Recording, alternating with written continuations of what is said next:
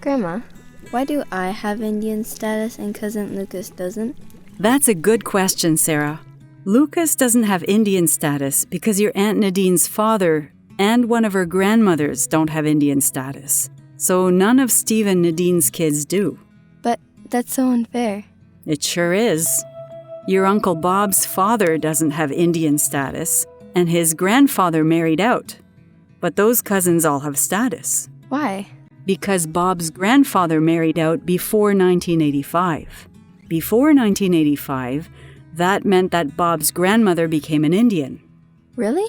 Really. Who made up these rules? The government of Canada, Sarah. And it used to be worse. How much worse? You have to go back to before Europeans came to Canada. Back then, each First Nation had its own territory, culture, and rules for determining who was and wasn't a member, based on family relationships.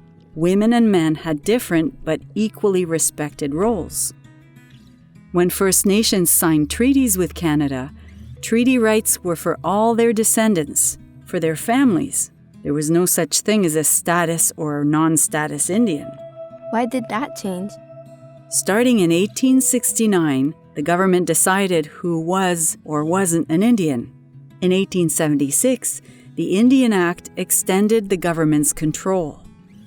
My great-grandparents were both from First Nations. They had 4 kids, 3 boys and a girl. According to the Indian Act, the kids were all status Indians. 2 of the kids married non-First Nations people. The children who had a First Nations father were status Indians, but the children who had a First Nations mother weren't. But they were the same family. Women who lost their Indian status through marriage couldn't even visit their parents on the reserve, unless they had permission from the Indian agent. That happened to my grandma. It tore the family apart. Her brother's wife wasn't First Nations, yet she was given Indian status. You could lose your Indian status for other reasons, like if you got a university degree, or became a doctor, or lived outside of Canada for more than 5 years.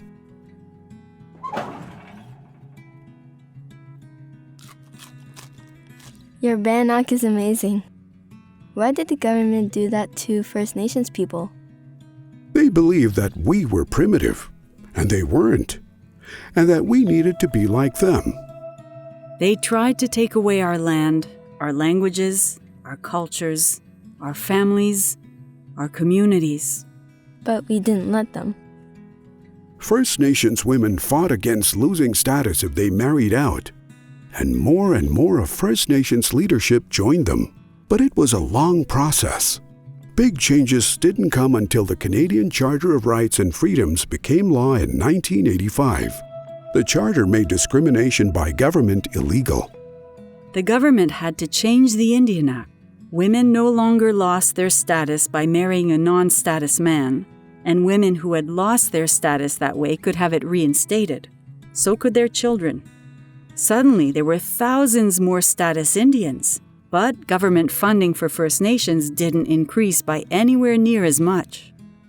The new act created 2 kinds of status, 6-1 and 6-2. 6-1 meant both your parents had status. 6-2 meant that one parent did.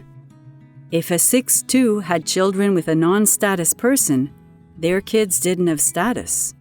That's why Cousin Lucas doesn't have status. The 2 categories created a different kind of problem. Even today, many First Nations people think that if you're 6-1, you qualify for more services and benefits than if you're 6-2. So sometimes 6-2 people are discriminated against. Another problem is that after 1985, band membership and Indian status were separate systems. So a person with status might not be a member of their parents' band. On the other hand, some bands give membership to children or grandchildren who don't have status. But the federal government only funds the band for status members. So there was still discrimination. Most of all, if a man had married a non-status woman before 1985, she was 6-1 under the new rules, and so were their children, which meant that all their grandchildren would have status.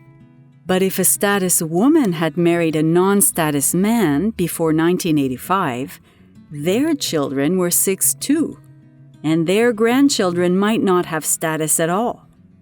Which is why a First Nations woman named Sharon McIver took the government to court in 1987.